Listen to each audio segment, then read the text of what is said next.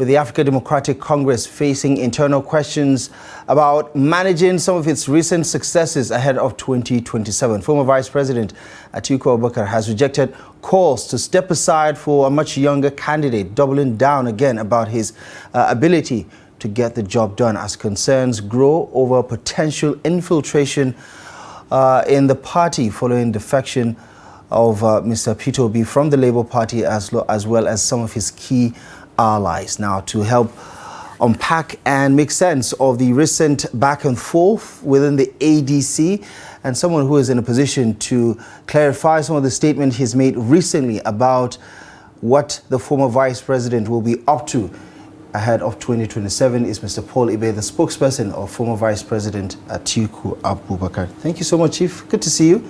Good evening. Thank you for having me. Right. Why the need to make those public statements about him not stepping down or even clarifying regarding what will play out in the primaries of the ADC? You see, no man ever, a woman ever, harvests, and in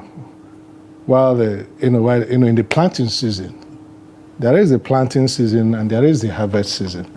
Right now, the ADC is, engaged in the planting season, trying to plant structures, trying to ensure that it has a very, robust platform that can, give the APC a run for their money.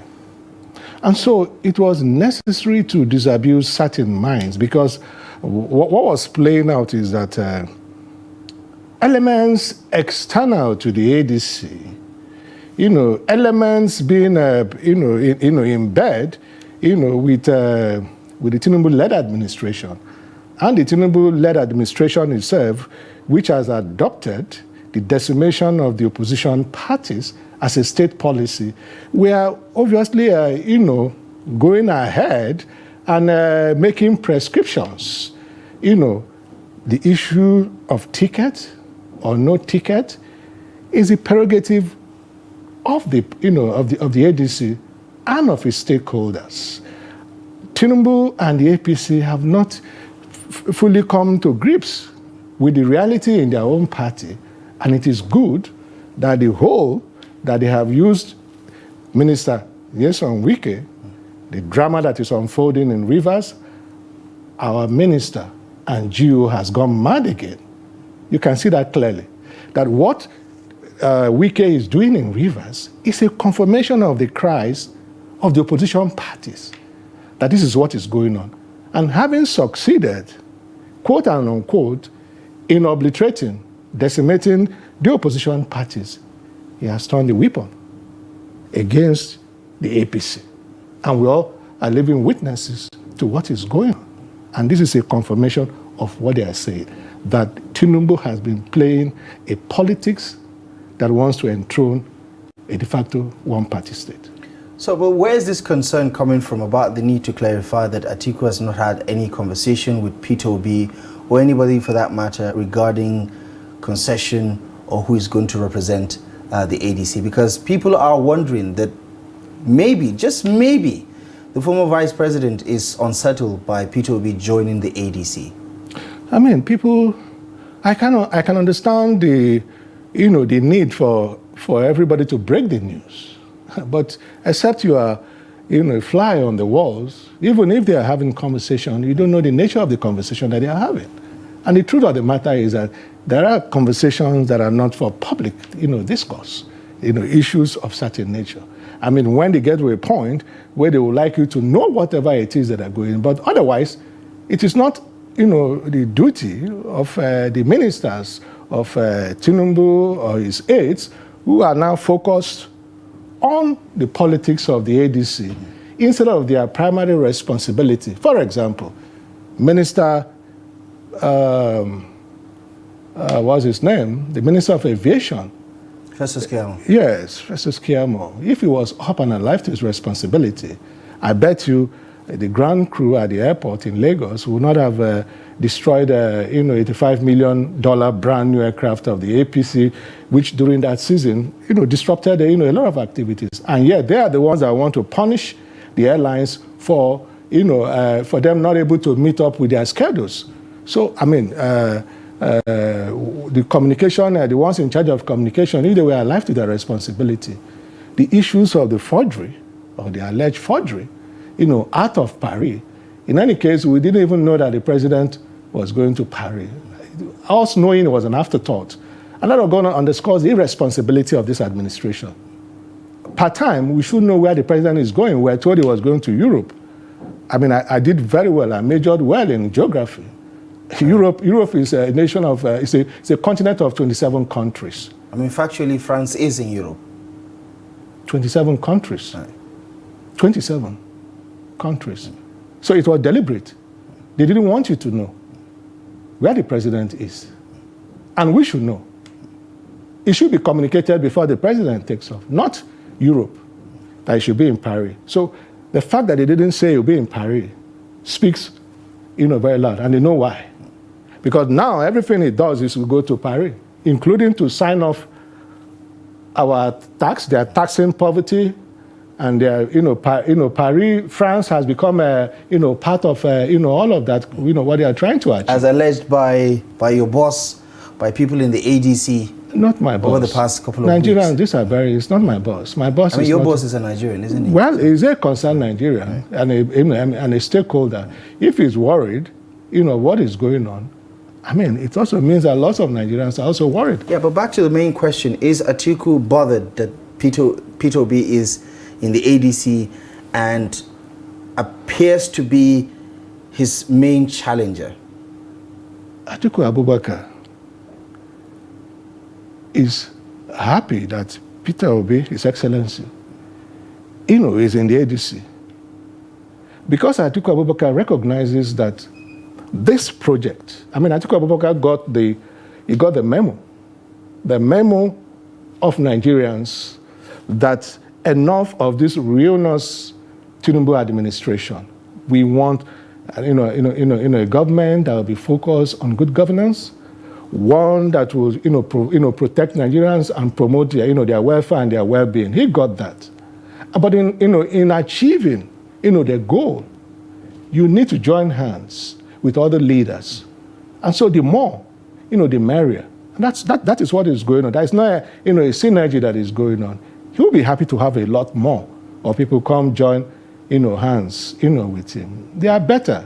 It's better together. They are better together with Peter Obi, with other leaders that will probably want to join the coalition. But it's fair to point out that he is his biggest challenger, isn't it, in ADC? I don't know what you mean by challenge. We all know what Mr. Peter Obi wants. Listen. And I also think that it's fair to say that we all know what Atiku wants. They want the same thing, but only one of them can have it. His Excellency Peter Obi is a formidable candidate. Make no mistake about it. And Atiku Abubakar is not, also feels the same way that I feel. He is formidable. And that is in the nature of a contest. You go there, you slug it out. But ultimately, they are both better together. And I didn't say that. A lot of Nigerians have said that. A lot of supporters of, Mr. Peter Obi has said that. A lot of supporters of Atiku Abubakar said that. Nigerians are, there is a congress, of views of Nigerians that, both of them are better together. Because it means that, the realization of the rescue mission, will be, ultimately, achieved when they stand together. So when you say better together, qualify that for me. Give us the context, because the last time they were together in 2019, it was Atiku on the ballot and Mr. Peter Obi was his running mate. Is that what you're alluding to here when you say it's better that they are together? When you're, when you're involved in a marriage and then that marriage fails and you have a second chance by the mercies and grace of God, you will have learned from the experience of the failed marriage. I believe that, in all honesty, I believe that His Excellency, Peter Obi and Atiku Abubakar and a whole lot of other leaders have learned from that experience. And what was it? That Tinubu and all of that, just put a knife between the things that held them together. It was the politics of divide and rule. And they like I said, they've learned from that experience. And they are not making that mistake again, considering, like I said, they got the memo for this assignment. So that's the plan, isn't it? That is the plan. But we also heard Mr. Peter Obi say he didn't travel the world these past few months or years to learn more about administration, governance, policy, management to become vice president. It seems to me and to most Nigerians that he's ruling out the possibility of being a running mate. How does that play into your expectations? I think we should stop over-interpreting some of these things and going ahead of this, of He said it in plain English. Leaders. I can understand. He said it in plain English. I can understand the desire, to be able to read the minds, of the leaders, to know what direction that they are going. But I don't think we need to, we should be over-interpreting some of these things. First off, they've not even had a primary election. Secondly, and even more importantly, they are the building stage. Listen, without a solid structure of the ADC, the aspiration of His Excellency Atiku Abubakar, that of His Excellency Peter Obi, that of His Excellency Rotimi Amechi, and any other will come to naught. And so that is why the primary focus right now is about building the structures. Yeah, but we know politicians have the negotiables and the non-negotiables. And I'm saying when Mr. Peter Obi made that statement on an X space, he's making it very clear. The only option on the table for him is to be the front runner, the main guy, the person with the ticket on the ballot for the presidency, and not to be a running mate. That's legitimate. It's a legitimate aspiration. Okay? But that is underpinned by factors. So why don't we wait, to get to that point? You think he could change his mind? Because it's not in the hands of Atiku Abubakar. I mean, we all know that Atiku is either presidential candidate or nothing. Even vice presidential candidate is not on the table for him. We know that that's not an option for him, isn't it? He's only going for the top job, nothing less. Don't overinterpret, these things. I mean, he ran for president how many times? Are you saying that he's open-minded about being a vice president again? I don't think a lot of people, I don't think, you're conscious of this point that we are in. This country faces an existential threat. Our democracy is at risk because of the policies of the Tinubu administration to enthrone a de facto one-party state. You see, we should not get bogged down about ticket. What we should be concerned is the efforts that will galvanize, Nigerians towards ensuring that they get, a government that they truly deserve, not one that serves them the shortest end of the stick. Yeah, but you can understand the people's interest in trying to figure this thing out. When APC came together in the build-up to 2015, it was almost known that the one man that was going to actualize the dreams of the APC was going to be Muhammadu Buhari, and it was almost a no-brainer, even though he had formidable opponents like former Vice President Atiku Abubakar, Rabi Musa Kwankwaso, and a host of others. It was almost a written result that Buhari was going to be the candidate of the APC in 2015.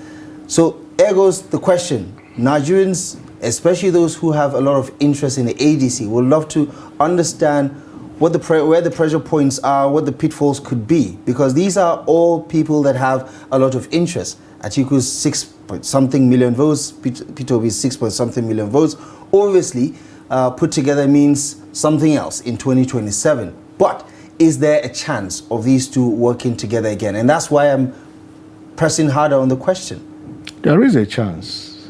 If there is no chance, His Excellency Mr. Peter Obi will not have made a formal declaration for the ADC. There is.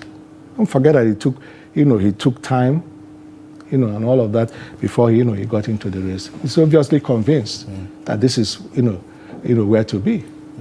And talk to me about what others consider the next best option. Other people like Kwankwaso in the mix that perhaps Peter Obi could rally some sort of support and Atiku might not necessarily have to be in the equation if they beat him at the primaries. Is there any sort of concern that whoever loses is going to stick around in the ADC and work for the party? Is Kwakwanso a member of the ADC? Well, that's why I said speculated. No, I'm asking that question myself. Not at the moment. Okay. He's welcome to the ADC. I believe, because the leadership of the party and the stakeholders and the national, the national working committee of the party, are desirous of expanding their coast. So he is welcome to the party. So Atiku's body language is the more the merrier. He's not threatened by all these other possible big names that could limit his chances. Have you ever seen a man clap with one hand? Do you know how difficult it is to wash hands clean with just washing with just one against this? Yeah, but you consider the pie, right? Listen, if the pie is the vote for the primaries, you don't want more people coming to the pie. You want less people coming to the pie. Nobody ever serves a meal until that meal is cooked. If you go to a restaurant like I have gone, when the food is not ready, even when they say food is ready, they will give you warm water to wash your hands. And the reason why it is warm is that before it gets cold, maybe the food will have been ready. His Excellency, Rabiu Kwakwanso, needs to be in the party to have this conversation. He cannot have it external, to the ADC. And he's welcome. And the party leadership has said it. A lot more people are welcome because they need, the totality of Nigerians standing together, with them to be able to, send Tinubu back to Iragbiji or Bodilon, even Paris, wherever he chooses to go to. What about the obedient movement? Because that is one of the most active political base that we've seen in recent time. They have also joined the ADC en masse. You say that Mr. Peter Obi and Atiku Abubakar have not had any conversation about concessions. But is there a conversation between the Atiku camp and the obedient movement in terms of coalescing and working together? Whether you are an articulate supporter of Atiku Abubakar, or you are obedient, supporter of Peter Obi, or any other supporters, those are not your enemies. The enemies, quote and unquote, people, Tinubu, and all of the people, all of the urban bandits, around him, those are the enemies. But what is going on is that people external to the ADC and the Tinubu elements are putting a knife between the things that hold Atiku supporters and the obedient movements. A lot of this media narratives is being driven by the we've heard some of the obedients say themselves they do not believe Atiku is a better option than Peter Obi. It's very clear. I don't know if you've been following any of their conversations on the media, on social media. I have been at meetings with top-level obedient movements. I discuss with them on a daily basis. We design strategy long ahead of even the formal declaration of His Excellency Peter Obi. And that will count for something. You think the obedients are open-minded about Atiku? Everybody, see, it is wrong to judge everybody from this, and I don't think that's the way. People, I'm asking for your reading. You see, individuals. What is your reading of the obedience? Do you think they are open-minded about Atiku? You see, there are people whose mind have a set ways and the rest of it. There are people who are swaying, and the same, not only just about the obedience, also articulates, vice versa.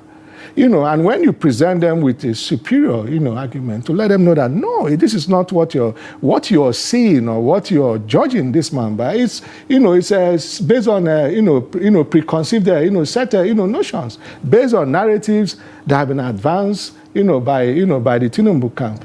And, it's not going to be it's not going to be an enthusiast thing. It will not be a sprint. It may be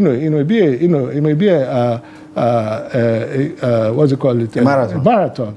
But at the end of the day, I'm sure that they will breast the tape.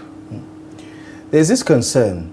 We had Dr. Baba Ahmed on the platform yesterday, and he said, listen, for all that the ADC has been packaged to look like, they have major flaws. Some of his points were that all the key political figures whose ambitions are well known may likely not want to work for each other should the other person win the ticket. And that is a very big concern. And he says they don't have the rallying point that APC had with Bola Ahmed Tinubu when Muhammadu Buhari was the presidential candidate and Bola Ahmed Tinubu was the national leader. He even said they don't have a Buhari, one person who can inspire a lot of passion on the part of voters on election day. Yes, there's a lot of support for Peter Obi and Atiku Abubakar, but they don't have that kind of energy to inspire Nigerians to come out on election day. What do you say to people who still think that there is quite a lot of work that the ADC needs to do to not just convince Nigerians, but to convince people within the ADC that they have all that it takes to win 2027? Yes, they don't have a Buhari. Do they need to have a Buhari? No, they don't need to. What worked for the APC in 2015 may not work, for the ADC. I mean, the ADC is a different, ballgame entirely from the APC. The dynamics are different. The realities that they face are different. So the approach may also be different. They don't need all of that. Do they need all of these governors? They may not need them. You understand? You see, the true power belongs to the people. And what the ADC is trying to do is to energize, the Nigerian, base to be able to take their destiny in their hands, to ensure that they vote and they also protect, that vote. I mean, we have seen instances. If it happened in 2015, when the ruling, government lost an election, it could happen again. It has happened elsewhere. So all of those calculations are, just an analysis that leads to paralysis. That's the way I see it. And talk to me about what, for some, is an obvious challenge, which is that the defections seem to suggest that the APC is now the most dominant and relevant political party. That while the ADC has some momentum, they lack the organic base that a PDP, for instance, has, that an APC, for instance, has, beyond the big names. How strong is the ADC base? Or are you just counting on Nigerians on election day? The APC, let me speak about the APC, because you think that the question is, why are they jumping ship? Never in the history of Nigeria has anti-graft agencies be so deployed as a tool for coercion. Never in our political history. That is what is going on. Are you sure about that? Believe it? I'm sure, 100% You're really sure about that? My full chest. Never. A lot of people said the same thing in the build-up to 2007. I'm telling you, never. Never in our political history. That is what is happening. Who exactly is being witch-hunted in your view? Sorry? Who is being witch-hunted? Well, anybody that they see their records. And so you just cross over and go and sin no more. Is that your allegation? Well, if you say it's an allegation, that's fair for you to assume. But I'm telling you what I know. You do know that governors have immunity, right? I know that governors have immunity. Right, so it then doesn't make any sense that you're saying that they are cross-carpeting because they are afraid of anti-graft commissions. You can see what is going on. Governors have immunity. The governor of Rivers State, Fubura, has immunity. What happened? To satisfy the wishes of Minister Wike, he was ousted. And a sham interim government was imposed on that state. And now we are having the second chapter, which is that Fubura has outsmarted Wike. Now is 001 in the APC in Rivers State. And that presents a challenge for, for Wike. All of a sudden, because he's losing out in Abuja, and then he has retreated, to Rivers State to fight the political battle of his life. But in that process, he's shooting at anybody. And the APC National Secretary did make a case that he should be relieved of his assignment. And that is the point that we have been saying. They are just playing outright politics. They are not feeling the pinch. This is what opposition parties that he has sought to destroy, have gone through in the, in the nearly 3 years, that he has been, Minister of the Federal Capital Territory. What about the issue of zoning? Because even though it appears to be a secondary conversation from the Atiku camp, for some Nigerians, especially southern Nigeria, this is a primary conversation, that it is part of the unwritten rule, the power rotation in this country. The North takes 8 years, the South takes the next 8 years. At least that is the understanding from 1999 to date, even though there were some issues under the Goodluck administration. Some say there is a need for that clarity to be made with regards to the ADC, that whoever is going to emerge better be somebody from the South, because that is the only acceptable political arrangement on election day. The stakeholders, leaders, the leadership of the party of ADC, they will have, conversations, all of this. I can't sit here and tell you, what it is, but, I can tell you for a fact that a lot of people have regrets now about the Muslim ticket. Those who supported it with their full chest, I opposed, against it because it did not put food on the table. It has not secured people in Kaura Namoda, people in Castina, people in, in Imo State, in Enugu. It has not done that. Nigerians are looking for strong, viable leadership. One that will ensure that they have policies that will protect them. They can sleep, soundly. Look at what is happening. A lot of people, are posting, I had a neighbor who came in from the southeast, for example, and there were about 18 of them, brothers, about 3 families, and they traveled, with their families, and they were coming in from the UL for the first time. And they were happy with, with some of the policies that have been put in place, by the governors, of that region. So that is just it. You cannot be talking about investment when there is no security. We hear about Chinese people that were kidnapped or so the other day. What will happen to the next set of people who had booked a flight to come to Nigeria with their investment? So that is the kind of leadership that Nigerians are looking for, irrespective of where they come from. Whether we are Muslims or Christians, whether we are atheists, we all shop from the same market. Right. And there's no price differential because you are Christian. So in the final analysis, Atiku is not pro-zoning. Atiku is too Nigerian to be put in a pigeonhole. And you know it. That's a very interesting way of saying yes. The life that Atiku had lived is a life that is pro-Nigeria in all material particular. You do know that a lot of people think zoning is political fairness, right? Well, those people will also remember what happened about how it was applied in Bridge in 2000 wasn't it? If you say so. Not because I say so. You write history. Right. You write history. You should know more about it than me. Right. I think we got the answer. Atiku is not pro-zoning, and you found a very interesting way of putting it. No, it is not for him to determine. Right.